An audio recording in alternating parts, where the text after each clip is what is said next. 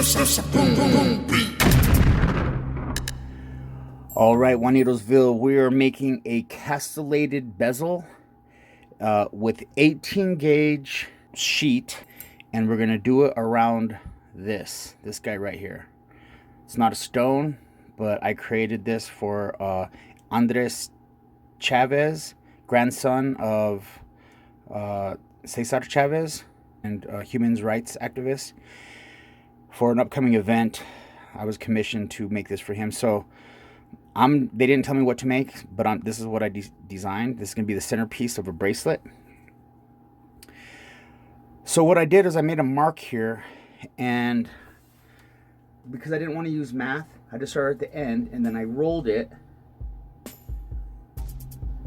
until the line came back, and it came back to exactly right where I put this mark. 2 marks there, and that first mark is the one. And then I know you have to add for the thickness of the bezel, which is, this is 1 millimeter thickness, so I added 3 millimeters to that, and that's what I had. But I also know that we can use math. The formula is, if you guys don't know, it's basically this. It's the circumference equals 2 pi r. So we know the radius is half of the diameter. So in this case, we're going by millimeters. 26 millimeters is how wide this is. So half of 26 is 13.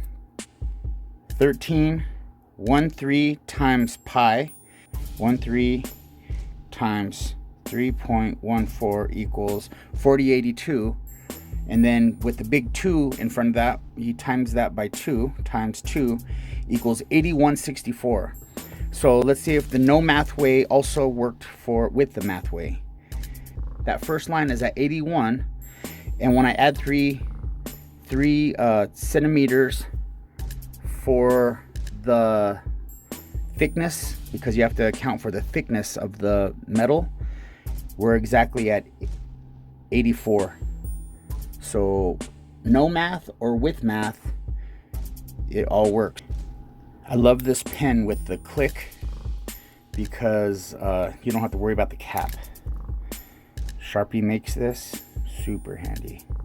We'll make it a little bit longer just to be safe. Boom. And then we're gonna cut along that line. How we do it around here, friends. This is how we do it.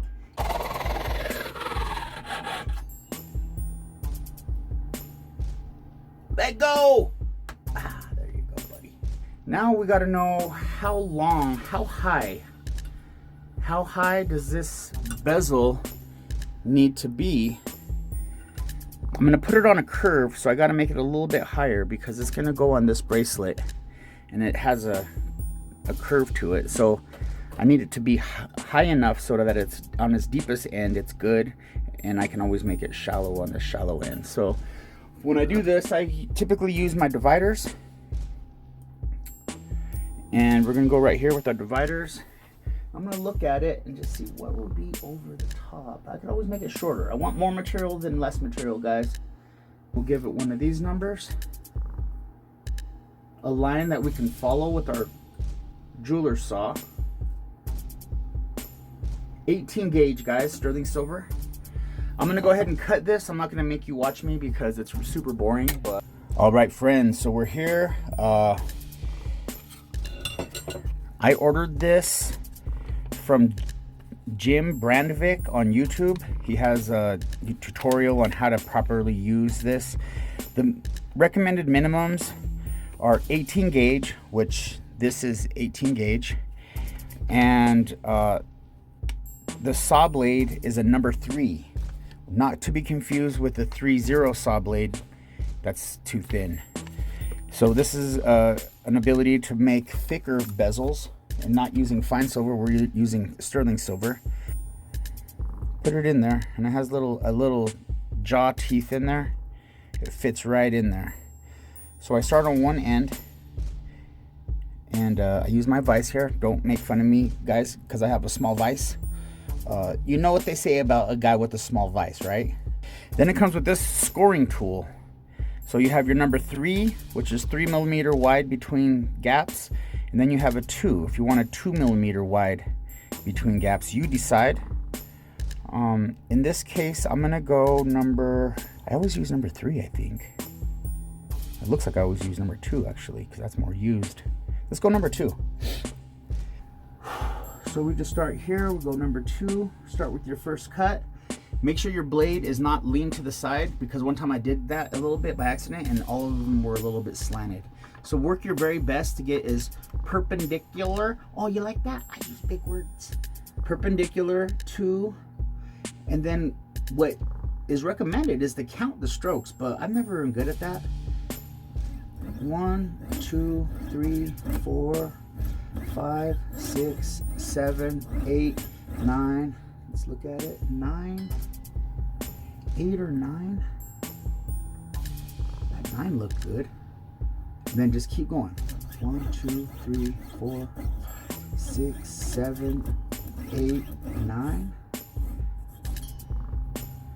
Looks a little shallower. Maybe I didn't put enough pressure. You might just use your, you know what might be a good idea is to put some ink along it. Score some Sharpie and then just cut to the bottom of the Sharpie. That would be the way to go. All right, guys, I'm going to do the rest of this, but you guys get the point. You just keep moving down until you get. All right, Juanitos, new angle. I purchased one of these little selfie little things that they make for the teenagers for you guys, so you guys can see a different angle. Again, we're still with the number 2. Make sure you're looking at it every time you put it down. You don't want to accidentally use the wrong side. And I'm almost finished here, guys. I got about 4 more.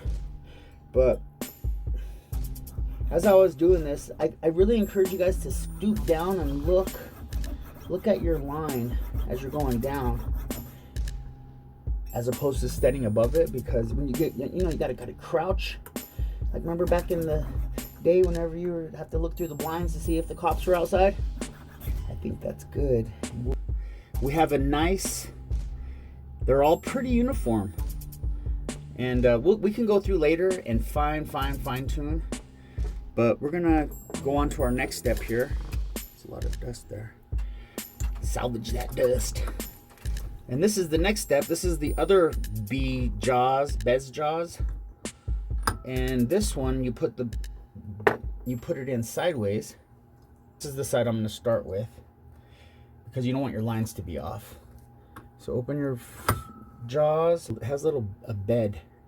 Open this up so it clicks right in there, and it clicks right in there just like that. And you start on the side that you started with previously, so your teeth are lined up. If this is a little bit off, then each tooth is going to be a little bit off from the serrade kind of effect. Look, cut. Okay, back with our number 2.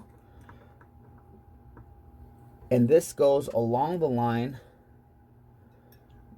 and you want it to be straight as well, nice and perpendicular to the piece. Just give it a 1/8 of a millimeter deep. I don't know, just enough to make a line.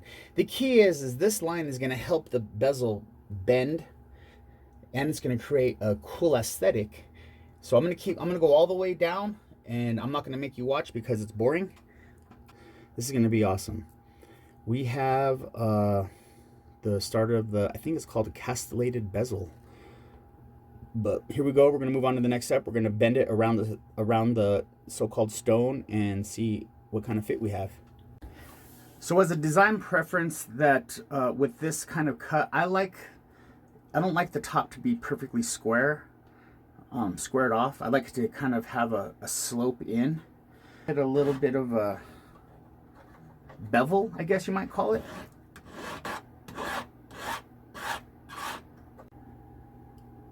All right, friends, look at that. You can see where it kind of goes over the edge like that. And now we're going to fit it around the so-called stone.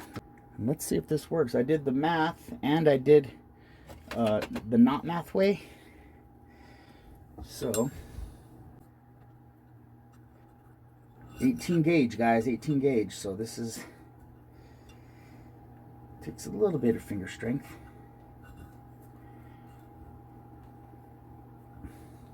Ooh, buddies, that is a nice fit. That's gonna come together. Come together. right now over me.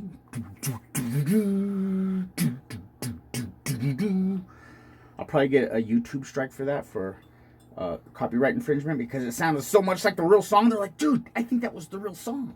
Dude, that's the fit. Dude, the math and the not math way worked.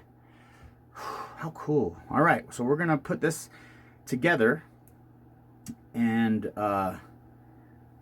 take it from there. But that's it, guys. That's the castellated bezel. You guys know how to set bezels. I'll show this if you guys want to continue watching the video, or otherwise go get on Jim Brandvik's channel and ask him if you can buy it. That's how I got mine. I hit him up on YouTube in one of the comments. Or I think he has an email. Watch his video. You'll see it. Bam, there you go, kids. Enjoy. All right, guys. I hope you guys can see that angle there. This is the castellated bezel, and I hope that's what it's called, because I keep calling it that. But it's the bezel, looks like the top of a castle.